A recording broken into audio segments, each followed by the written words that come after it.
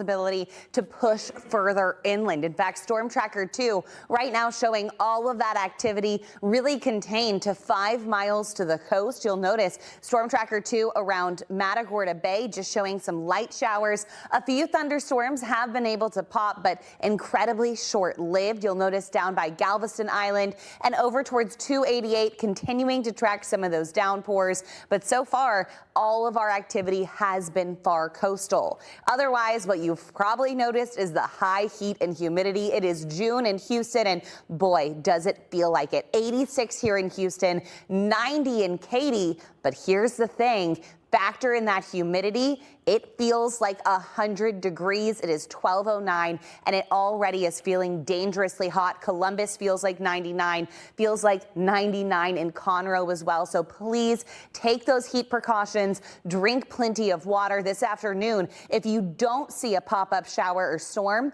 high temperatures are going to be in the lower 90s.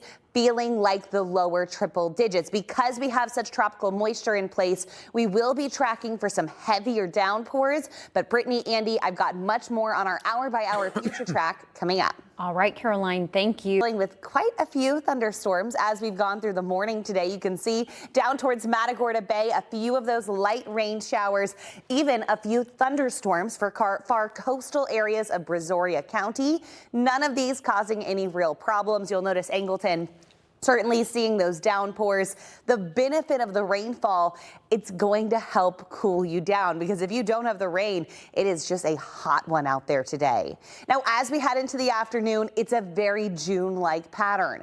Pop-up thunderstorms are going to be possible. And when I say pop-up, I mean like our typical pulse popcorn thunderstorms. That means you'll see them start to ramp up into the heat of the day. They can be intense, bringing with it a heavy downpour, frequent lightning strikes, but those same storms will quickly rain themselves out. And so that's what you can expect. No thunderstorms should last too long. 5 o'clock, seeing some of those pop-up thunderstorms across the area, lingering towards sunset tonight before things mostly quiet down into the overnight period. Now, not out of the question, we could have a few thunderstorms even after sunset tonight. Those thunderstorms will have the possibility of being on the stronger side. In fact, the Storm Prediction Center putting us underneath a level 1 on a scale of 5 when it comes to severe weather. That's primarily going to be for locations north of I-10. Main concern is an isolated thunderstorm that could produce a damaging wind gust in excess of 60 miles per hour. Otherwise today, it is about the heat. Not everyone will see rain, but everyone will deal with the intense heat right now in the mid to upper 80s. With dew points in the mid 70s, that is oppressive humidity, and that's why a lot of us already feeling close to 100 degrees. Some uncertainty. Let me show you why. Water vapor showing some rotation here in the Gulf. Don't worry, nothing tropical is going to come from this, but it is going to bring with it a surge of tropical moisture as we head towards the weekend. Now, still a bit of uncertainty how far east this goes. If it pushes further east, it is possible that our rain chances could decrease for Friday. Videos and photos from our viewers, they immediately came through. Let me show you what we just got sent into our newsroom.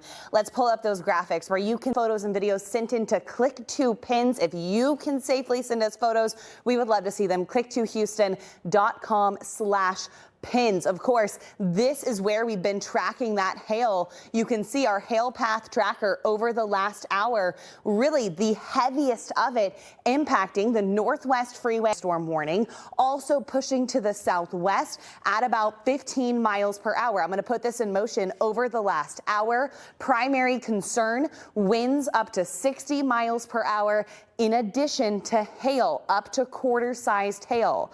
Let's start with this thunderstorm warning down to the south. You can see Cypress down through Jersey Village. This is where that cell is pushing to the southwest, the leading edge, and the area where we're most likely to see hail. That's going to be in this hot pink zone. That's just to the east of Katy there. You can see an incredibly populated area from the Grand Parkway at Katy Freeway. This is where we most likely have hail. I would not be surprised if the Weather Service extends this severe thunderstorm warning. And if they do, Brookshire, Fulshire, Pecan Grove, there is a good chance that you're going to be in this Mission Bend, the southern side of this storm, pushing into your northern areas. You likely will be included as well if they extend that. Let's talk about this cell that's pushing through 290. You can see Hempstead over towards Pine Island. This is in an area that's more favorable for these storms to form.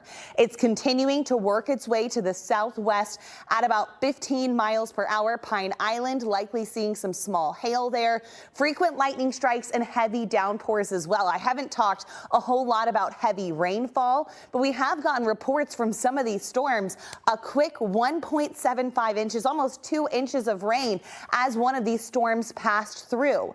So we're tracking these thunderstorms, but look what we also have just to our north. We are tracking thunderstorms that are strong to severe diving in from the north. This is going to bring with it more thunderstorms as we head through the next several hours. In fact, you can see those storms even past sunset tonight. We're going to be tracking those as they push through.